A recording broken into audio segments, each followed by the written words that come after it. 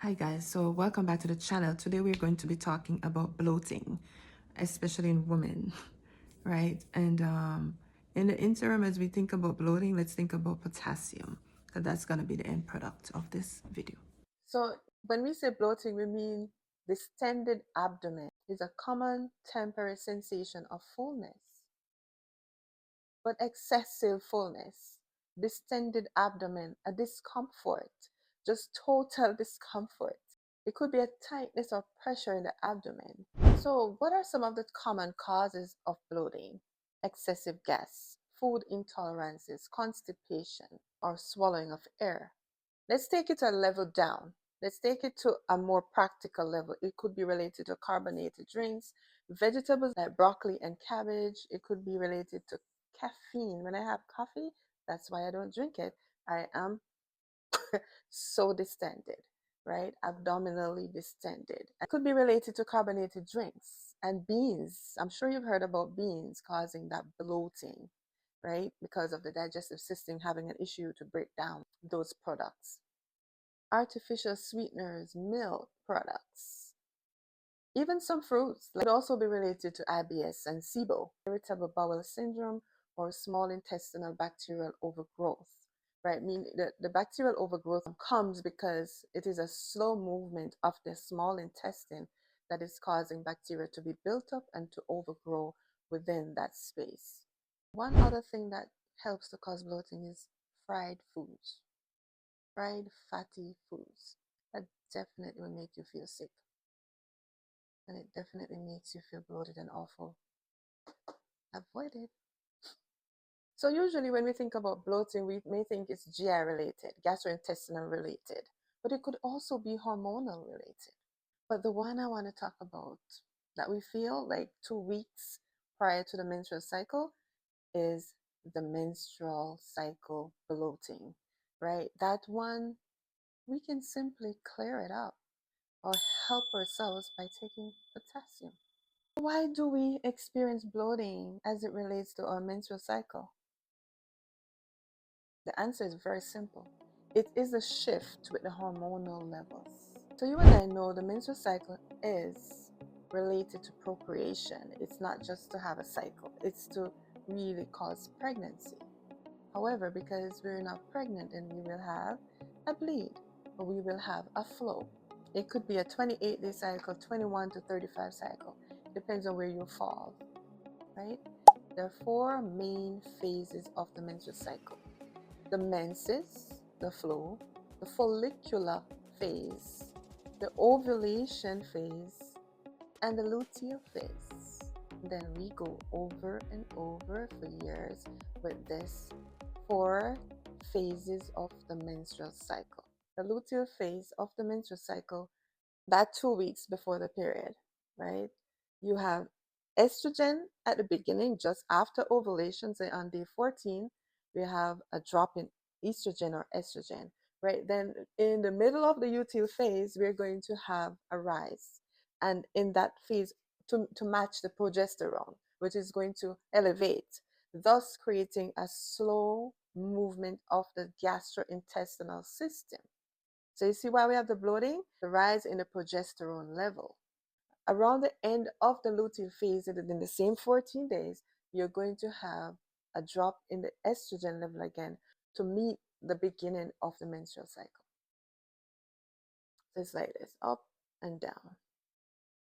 And in that up, slow movement in the GI tract, causing bloating, retention of sodium and water, right? Causing bloating the boobs, and they're tender in this, even in the ankles, right? The abdominal cavity, the stomach, we have that bloating going on, causing discomfort, you know, and even unable to fit properly in your clothes due to the hormonal imbalances going on in that 2 weeks before the period.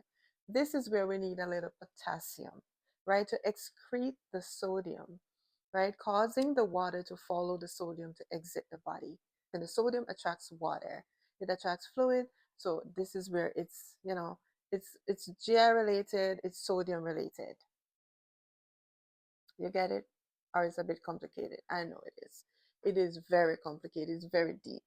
right? I'm trying to stay superficial so we can all understand it. So when a man hears his wife say she's feeling bloated, he knows she's retaining water and she just needs a young coconut water, like this one, right? You can get it at the store. If you can't get it naturally, off your coconut tree, like in Jamaica, we can just pick it and we have it. But here we gotta buy them in Canada. The potassium now will help to excrete the sodium, like I said, hence the water will follow the sodium. So, potassium, what do you understand from potassium? Potassium is a vital mineral and electrolyte. It is commonly known to be associated with the heartbeat. So, it regulates the heartbeat, it helps with muscle contractions, fluid balance in the body, and the nerve signals. What do we also know about potassium and sodium? We know that sodium causes vasoconstriction, which is the tightening of the blood vessels, thus causing high blood pressure, right? This is why we need both. We need a potassium, which relaxes the blood vessels, it widens it, it's like a vasodilator, right? And we need the sodium to constrict. The thing with potassium, though, is that if you have too much potassium, it can also cause bloating. Hmm? It's always like that. Like things are good for one thing, but they're, you know, too much of it can cause something else, right? So excessive potassium hyperkalemia, in a medical term, right? It can cause bloating as well. It can cause bloating as well due to the slowing down of the contraction of the intestinal walls. So remember that potassium is commonly considered for the heart function or the heartbeat and as a vasodilator to lower blood pressure. It helps to excrete sodium with water out of the body, thus reducing bloating. Okay? So try having some potassium next time around in the luteal phase of bloating, you know. I will try too because, yeah. Relatable. Yeah.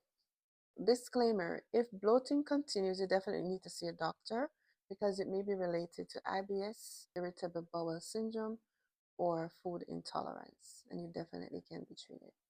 Some ways to prevent the bloating as well is to avoid using a straw. Having your tea at a good temperature so you can just drink it nicely. You don't have to be sucking in air too much. And tannins. Avoid tannins in some tea. Additives like artificial sweeteners, food intolerances related. Empty stomach and then you eat. Avoid caffeine like I do. Drink slowly. Take your time. And drink tea after your meal. Right? That will help. Some common sources of potassium, we know it, banana. Everybody knows banana is number one. Okay, much more stuff out there that you can use as sources of potassium. Avocados, very high in potassium as well. So guys, this is the end of the video. Please like, comment, subscribe. Please come again. Let's talk about real things happening in our lives. So next time you hear somebody bloated, just get them a young coconut, okay?